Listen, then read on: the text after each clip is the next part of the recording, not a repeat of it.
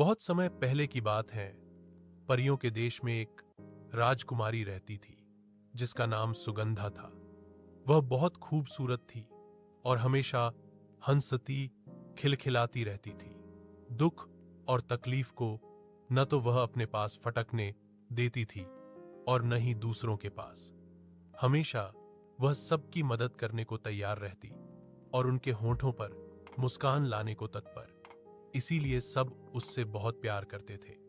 एक दिन वह महल के बगीचे में अपनी सहेलियों के साथ खेल रही थी कि तभी वहां से आसमान में उड़ते हुए एक जादूगर की नजर उस पर पड़ी और वह उसकी सुंदरता देखकर मुग्ध हो गया।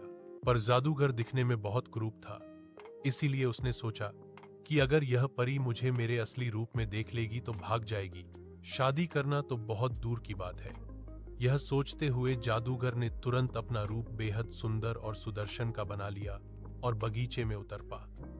सुगंधा और उसकी सहेलियों ने जब एक अनजान युवक को अपने बगीचे में देखा तो वे अचकचा गए। सुगंधा बोली, तुम कौन हो और बाहर द्वारपालों के रहते हुए राजमहल के अंदर कैसे आ गए? जादूगर ने जवाब दिया, तुम बहुत खूबसूरत परी हो और मैं तुमसे विवाह करना चाहता हूं। उसका इतना कहना था कि वहां पर हंसी का फव्वारा फूट पा। उसने सुगंधा को देखा जो अब तक बेतहाशा हंस से चली जा रही थी। उसे ये देखकर बहुत गुस्सा आया और वह अचानक अपने असली रूप में आ गया। सुगंधा की सहेलियां इतने बदसूरत और बूढ़े जादूगर को देखकर घबराहट के मारे चीख उठी और सुगंधा तो उसे देखते ही डर से बेहोश हो गई। उसके बेहोश होने के बाद जादूगर उसके पास गया और उसके हाथ को पककर कोई मंत्र बुदबुदाना लगा।